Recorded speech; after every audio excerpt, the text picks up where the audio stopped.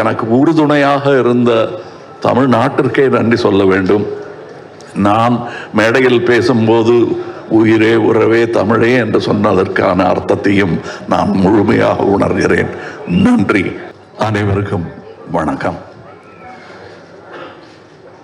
இந்த எங்கள் பயணத்தில் ஆரம்பம் முதல் எங்களை தாங்கி பிடித்து இந்த மேடை வரை கொண்டு சேர்த்ததில் பெரும் பங்கு உங்களுக்கும் உள்ளது. அது மறுக்க முடியாத உண்மை. நீங்கள் எப்போ வேணால் இது எப்படி இருக்குன்னு தெரியலன்னு ஒரு அங்கலாய்ப்புடன் யாருமே பேசலைங்கிறது எங்களுக்கே ஆச்சரியமாக இருந்தது. வழக்கமாக அப்படி பார்ப்போம் வரட்டும் அப்படின்றது. அதுக்கு முன்னாடி நீங்களே அதை உங்கள் எதிர்பார்ப்பை உங்கள் கண்களின் மூலம் காட்டுகிறீர்கள் எங்களுக்கு. எனக்கு இது என்னுடைய யூனிட்டை பார்க்கும்போது முகதாட்சியம் கருதி நல்லா இல்லைங்கிறத நல்லா இல்லைன்னு சொல்ல மாட்டாங்க, நல்லா இருக்குங்கிறத கை தியேட்டர் ரசிகர் மாதிரி கை தட்டி விசில் இல்லாமல் அடிக்க முடியும். அதனால நல்லா இருக்கு சார் அப்படின்னு சொல்லிட்டு போயிடுவாங்க. கொஞ்சம் அழுத்தி தான் வாசிப்பாங்க. ஆனால் நான் அவங்க கண்ணை பார்த்துக்கிட்டே இருப்பேன். ஏன்னா அவங்க எல்லாருமே சீசன்டு பீப்புள். இதில் இங்கே வந்து கற்றுக்கலான்னு வந்தோம் சாருங்கிறவங்க யாருமே கிடையாது. கற்றுக்கிட்டு வந்தவங்க தான். டெக்னீஷியன்ஸாக இருக்கட்டும், நடிகர்களாக இருக்கட்டும், அவங்க கூட வேலை செய்யும்போது அவங்க முகத்தில் பார்க்குற சந்தோஷத்தை அது அப்படியே ஒரு பெருந்தொற்று, அது யூனிட்டுக்கே தொற்றிக்குச்சு. அதை உங்களுக்கும் வழங்க வேண்டும் என்பது தான் எங்கள் ஆசை. எங்களுக்கு வேற பெரிய பெருமைகள் இப்படி பண்ணியிருக்கோம் அப்படி பண்ணியிருக்கோம் பேசுறதை விட ஒரு க்ளோஸ்அப்பு, அது சிம்பு சார் தான் இருக்கட்டும், இல்லை ஒரு சின்ன பையன் தான் இருக்கட்டும், அது எடுக்கிறதுக்கு ஒரு 50 பேர் வேலை செய்வாங்க. திரை பூரா ஒரு முகம் தான் இருக்கும். அது அப்படி அதுக்கே அப்படின்னா இதில் நீங்கள் பாருங்க, காரை புரட்டி போட்டு தமிழ் சினிமாவையும் புரட்டி போடணுங்கிறது தான் எங்களுக்கு ரொம்ப நாள் ஆசை. அதை செய்ய முயற்சி பண்ணிக்கிட்டே இருக்கோம். எல்லா நேரமும் தூக்க முடியாது, யாராவது உதவிக்கு வேணும். புரட்டி போடுறதுங்கிறது பெரிய விஷயம். கொஞ்சமாவது அதை நகர்த்தலாம் நாங்கள் விரும்பும் திசை நோக்கி அப்படின்னதுல இதில் எங்களுக்கு கிடைச்ச படை வீரர்கள் நிறைந்த படை. அதுவும் பிஹைண்ட் த சீன்ஸில் நீங்கள் பார்த்தது ஒரு கிளிம்ஸ் தான்.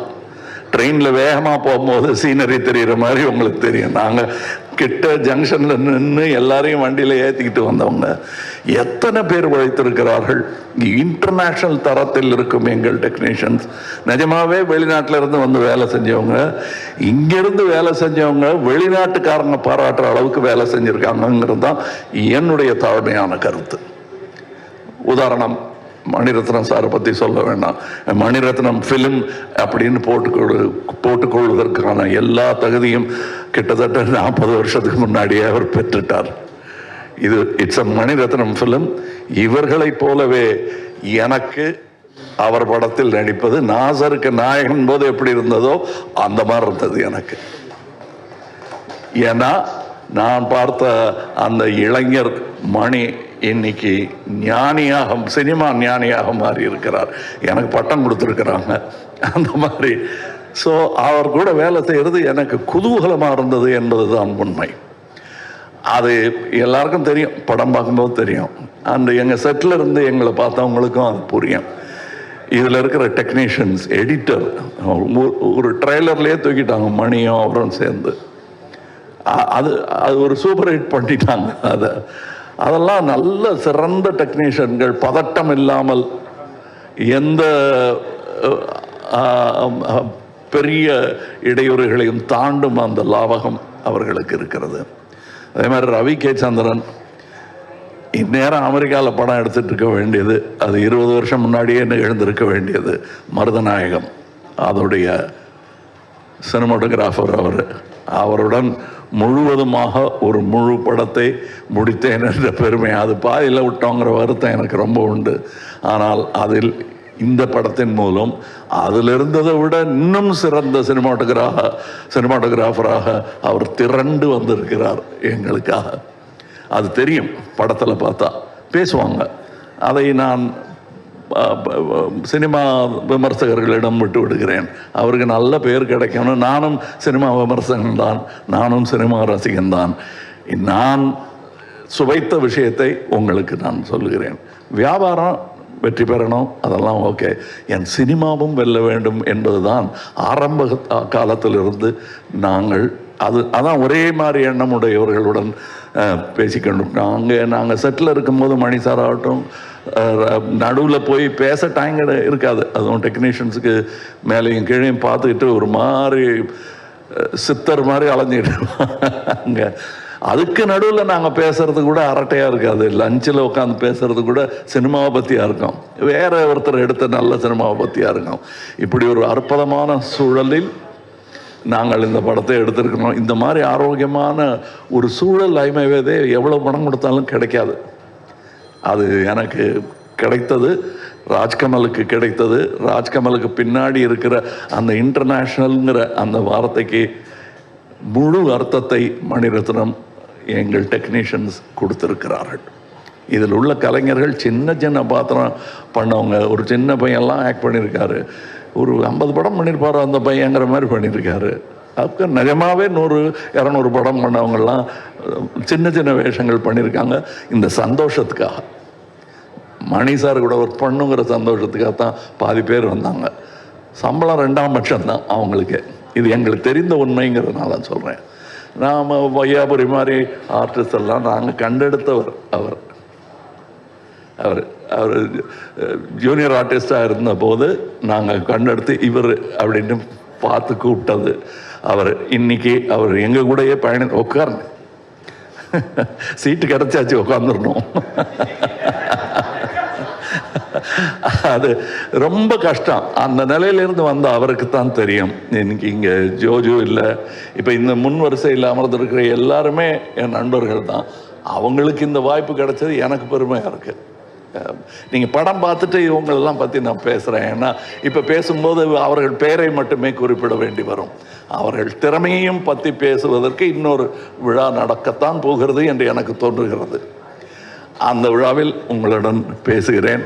மற்றபடி எனக்கு உறுதுணையாக இருந்த தமிழ்நாட்டிற்கே நன்றி சொல்ல வேண்டும். நான் மேடையில் பேசும்போது உயிரே உறவே தமிழே என்று சொன்னதற்கான அர்த்தத்தையும் நான் முழுமையாக உணர்கிறேன். நன்றி. எல்லாருக்கும் வணக்கம். ரொம்ப சந்தோஷமாக இருக்குது. இவ்வளோ பேர் ஒன்றா பார்க்குறதுக்கு. தனித்தனியாக பார்த்துருக்கோம்.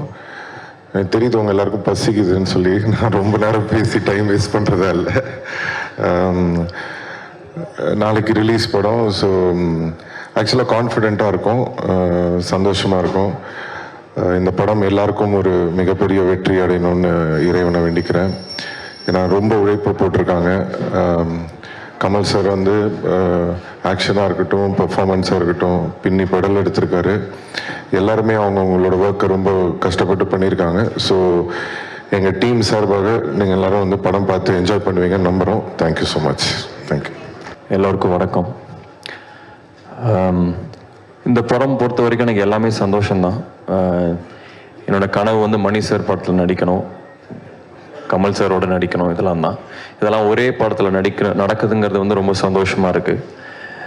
யோகி சேது சாரோட இன்டர்வியூவில் வந்து சொல்லியிருந்தார், you are the baby of the டீம்னு.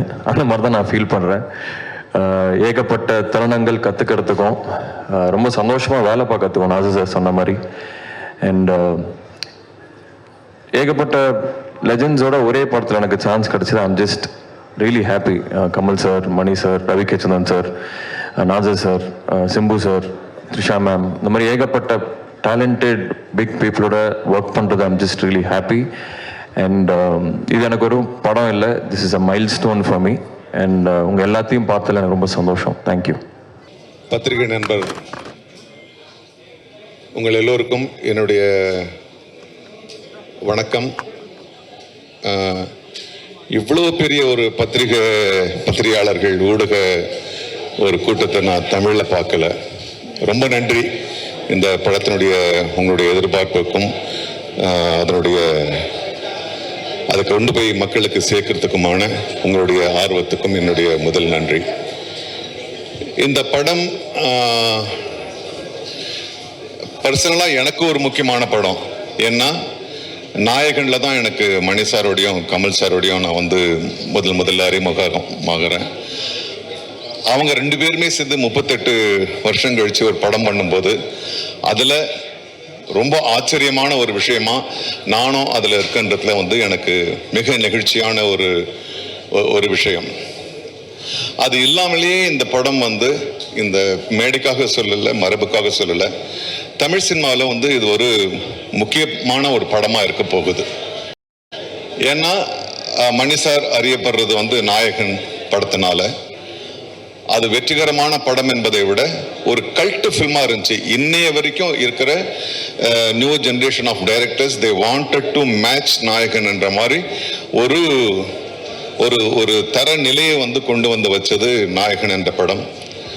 அதே மாதிரி கமல் சார் அவருடைய நடிப்பை பற்றி நம்ம சொல்ல வேணாம். பல பரிமாணங்கள், அது ஒவ்வொரு படம் எடுத்தாலும் ஒவ்வொரு கோணத்திலிருந்து அவர் தன்னை வெளிப்படுத்திக்கிறாரு. ரெண்டு பேருமே சேர்ந்து அவங்க ரஹ்மான் சார் ஆஸ்கர் இந்தியாவில் இருக்க பல சினிமா சம்பந்தப்பட்ட கலைஞர்கள் ஆசைப்பட்டு இருக்கும்போது 2 ஆஸ்கர் வாங்கிட்டு வந்தார். ஆக இந்த 3 பேரும் சேர்ந்து ஒரு படம் பண்றாங்கன்னா அதுல பெரிய மன அழுத்தம் அவங்களுக்கே இருக்கு. போட்டின்றது அவங்களுக்கு வந்து வேற ஒரு டைரக்டர் கிடையாது, அவங்களுக்கு போட்டி அவங்களே. ஏன்னா இவங்க 3 பேரும் சேர்ந்து ஒரு பெரிய ஹை ஸ்டாண்டர்ட் நிரூபிச்சுட்டாங்க. அதை விட பெருசா இருக்கணுன்றதுக்காக இந்த படத்தை வந்து அவங்க பண்ணியிருக்காங்க. இந்த படத்தில் நாங்கள் எல்லாருமே பாராபட்சம் இல்லாமல் நாங்கள் எல்லா நடிகர்களும், முக்கியமாக நடிகர்கள், தொழில்நுட்ப கலைஞர்களும் நாங்கள் மீட் பண்ணலாம். இதில் வந்து ஒரு ஷூட்டிங்க்கு போகிற மாதிரி எங்களுக்கு தெரியல. There was one warmthness, there was one,